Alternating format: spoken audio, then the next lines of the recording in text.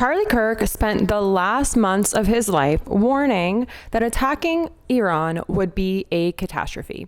He went to the Oval Office and said it to Trump's face. He texted it to people around him. He said it on air over and over again.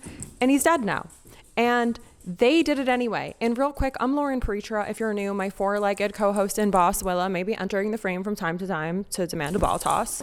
And we're going to ask you to take a moment to make sure you're subscribed, because it is truly only a matter of time until the next turning point USA takeover cray-crayness goes down, and we've got to hold our position. We've got to hold our ground in an effort to elevate the correct voices. So consider every sub, every hype, every like, every comment as an FU to MAGA and these Looney Tunes. So on Saturday morning, Trump announced major combat operations against Iran. Within hours, a girls' elementary school in southern Iran was destroyed.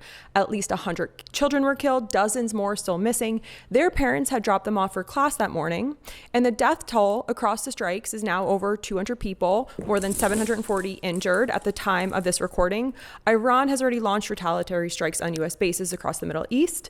Analysts are calling it the largest military buildup in the region since Iraq in 2003. And the justification? Trump told the public that Iran could soon have missiles capable of reaching the United States. His own Defense Intelligence Agency said last May that Iran is a decade away from that. And if they even pursue it, 3 officials with direct access to the intelligence told the New York Times that Trump was overstating it.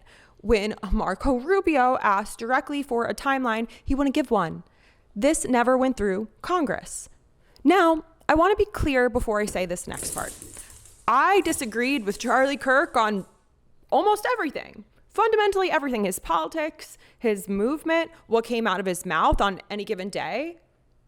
But he was one of Trump's closest allies. And when he died last September, after being at Turning Point USA at one of their events in Utah, at Utah Valley University on a campus, Trump called him a martyr for truth and freedom.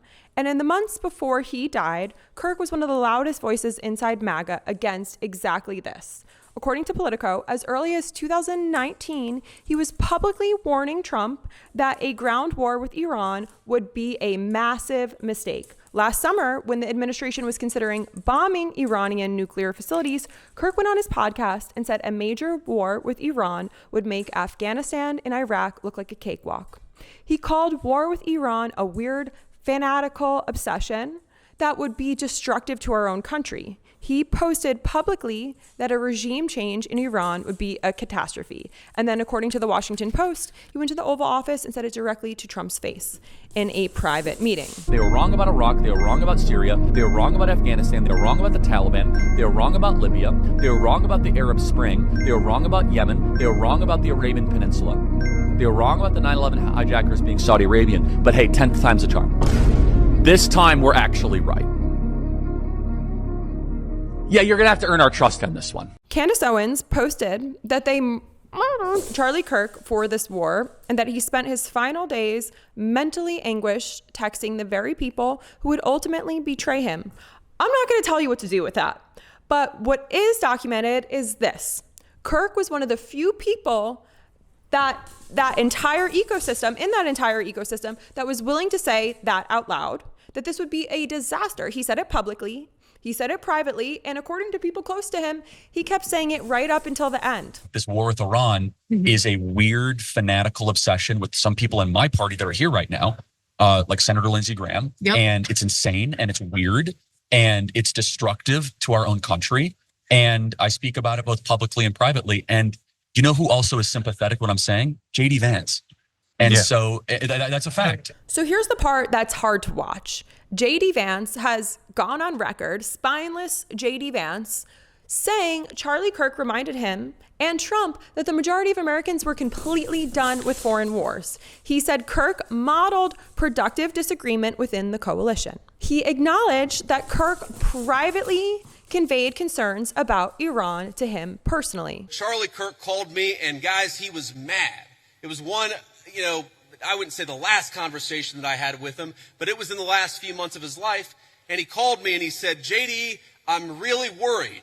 I'm really worried that what's going on in the Middle East right now is going to lead the United States into a protracted military conflict. I've never told anybody that Charlie was really worried about that in the final months of his life. And I really believe that one of the reasons why the President of the United States knocked out the Iranian nuclear facilities, but never got the United States into a protracted military conflict and never lost a single American in a Middle Eastern conflict is because we had the wisdom and the good sense to recognize that the American people are done with American troops dying in unnecessary foreign conflicts. But Charlie Kirk reminded me of that. Charlie Kirk. Now watch what Vance was saying just days before the strikes to Caitlin Collins, justifying this war. Can you explain to the American people why the United States would need to strike Iran to stop them from getting a nuclear weapon if the United States obliterated their enrichment program last summer? Well, I'm not going to make any news on Iran today, Caitlin. I'll let the president make those announcements. As you know, he is sending 2 of his best negotiators to Geneva tomorrow in order to continue to try to strike the best deal possible for the American people. But the principle is very simple. Iran cannot have a nuclear weapon. If they try to rebuild a nuclear weapon, that causes problems for us. And as the president has said repeatedly, he wants to address that problem diplomatically. But of course, the president has other options as well. Same person, and the war Kirk specifically warned against is now happening with Vance's full support under the name Operation Epic Fury. Meanwhile, what is Turning Point USA doing with all this? Kirk's producers, who took over the show after his death, went on air recently and said Trump's operations had been limited and successful. I don't know what part of 100 schoolgirls being dead is successful to him, but they urged the White House to not push further. They ended the segment by putting a 2019 Kirk post on the screen that read, "Another ground war with U.S. troops is not the answer. End the endless, senseless wars." He also always did have trust with the president, and he would look for the bright side of things. And he was an American patriot, so he would pray for our success once that began. It makes me upset, though, because for these people that didn't actually know Charlie, like Blake, you said it, in private, he would be not happy with the situation, and he would express his thoughts. You would oftentimes see him talk about it on the show, but then as soon as this would happen, he would have trust in the president. He would try to calm people down. That's the closest they're getting to saying what Kirk would have actually said. They're not going to go further than that, because going further than that would put them sideways with Trump, and that's the line nobody inside the building is willing to cross, even for the guy who built it. Kirk's longtime ally, Jack Posobiec, said it plainly to Politico. If Kirk were still alive, you would be hearing the same thing he said in those clips. Think about what regular Iranians are living through right now. A baker in Tehran told reporters he was relieved the strikes seemed to be hitting government buildings, but said his family was already hurt in the regime's crackdown on protesters months ago. We saw that they did an internet blackout. The regime has been committing atrocities. And these families have been through so much grief that they don't want to see more bodies in the street no matter who fired the weapon. A college student near the university said he could hear explosions from his building. He said as far as he knew, there are no bomb shelters for ordinary people. These are people who watch their own government kill more than 7,000 protesters. And these numbers obviously grossly underreported in the streets just weeks ago. A lot of them hate the regime. We hate the regime. They are not the regime, though. These are civilians. They're stuck living inside all of this. They're stuck between a government that brutalizes them and a war launched on their soil based on threats Trump's own intelligence community has been quietly contradicting for months. Charlie Kirk saw this coming.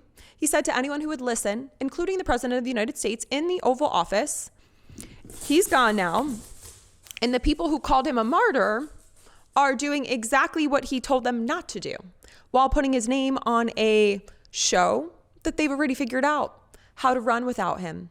And if this video has expanded your perspective and you want to see more ball tosses and us to maintain our lead on Katie Miller, who is the wife of Stephen Little Bitch Miller, we're gaining a little bit more ground, but as always, still too close for comfort. Make sure you hit subscribe. Every like, every sub, every comment, 6-7 words or more, is an FU to Katie and Stephen Little Bitch Miller. We'll be back.